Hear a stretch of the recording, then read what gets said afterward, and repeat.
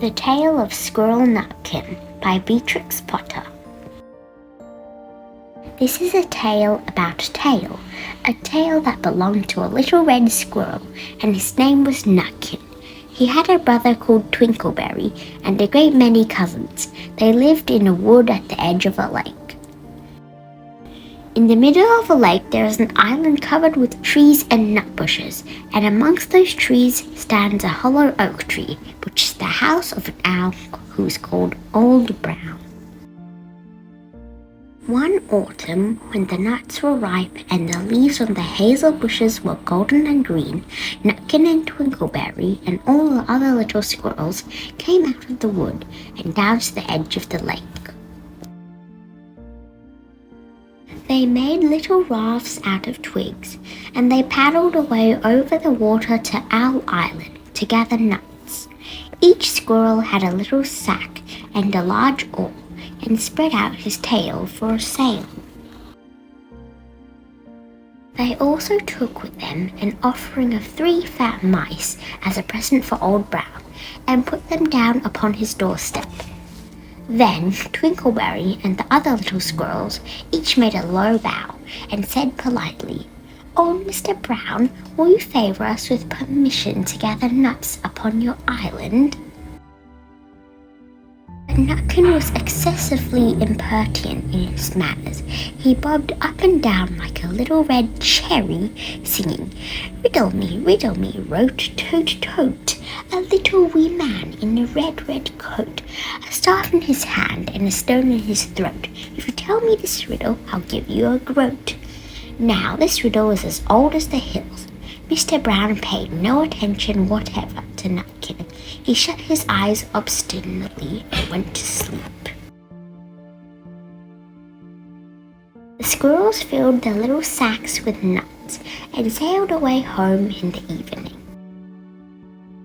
But the next morning they all came back again to Owl Island, and Twinkleberry and the others brought a fine fat mole and laid it on the stone in front of Old Brown's doorway and said, "Mr. Brown, will you favour us with your gracious permission to gather some more nuts?"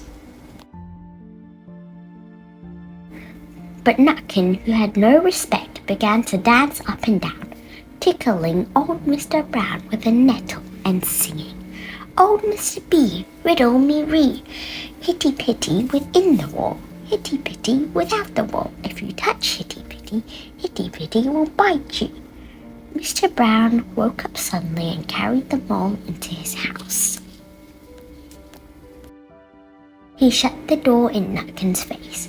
Presently, a little thread of blue smoke from a wood fire came up from the top of the tree, and Nutkin peeped through the keyhole and said, "A houseful, a holeful, and you could not gather a bowlful."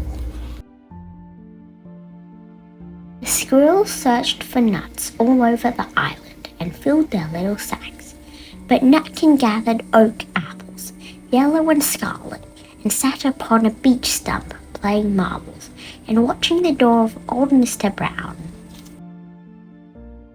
On the 3rd day, the squirrels got up very early and went fishing. They caught 7 fat minnows as a present for Old Brown. They paddled over the lake and landed under a crooked chestnut tree on Owl Island. Twinkleberry and 6 other little squirrels each carried a fat minnow, but Nutkin, who had no nice manners, brought no present at all. He ran in front singing, "The man in the wilderness said to me, 'How many strawberries grow in the sea?' I answered him as I thought good, 'As many red herrings grow in the wood.'" But old Mr. Brown took no interest in riddles, not even when the answer was provided for him.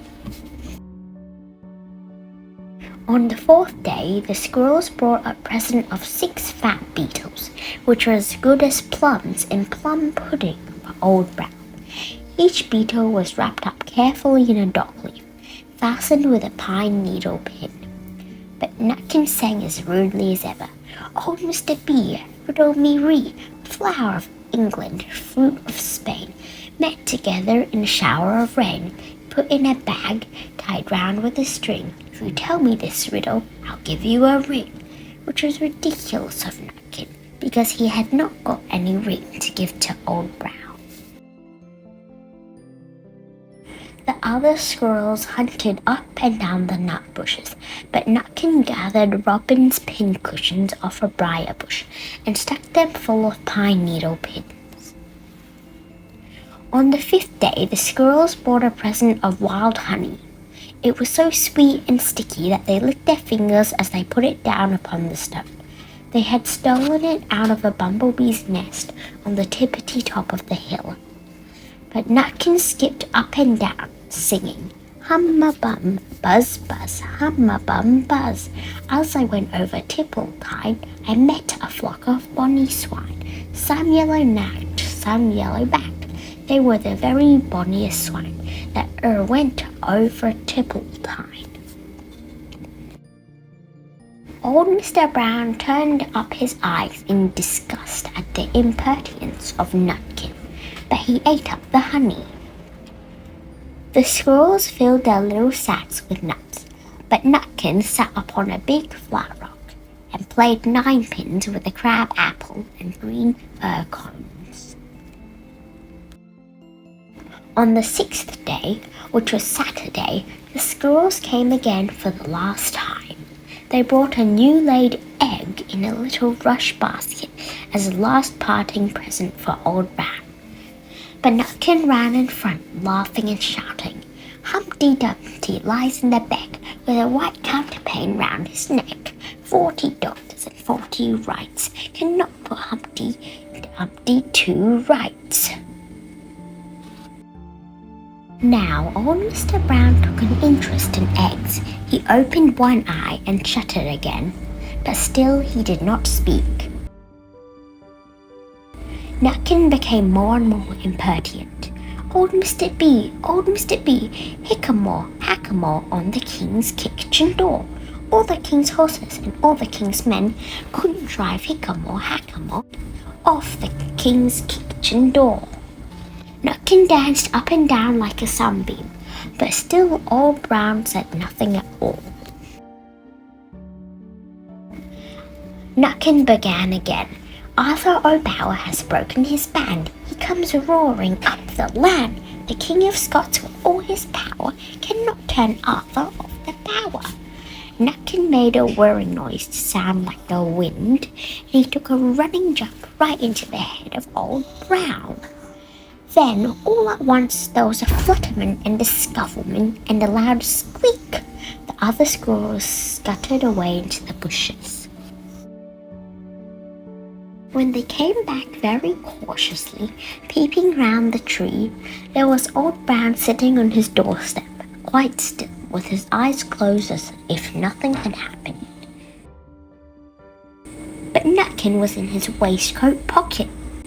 This looks like the end of the story, but it isn't. Old Brown carried Nutkin into his house and held them up by the tail, intending to skin him, but Nutkin pulled so very hard that his tail broke in two, and he dashed up the staircase and escaped out of the attic window. And to this day, if you meet Nutkin up a tree and ask him a riddle, he will throw sticks at you and stamp his feet and scold and shout, "Cuck, cuck, cuck, cuck, cuck, cuck." The end.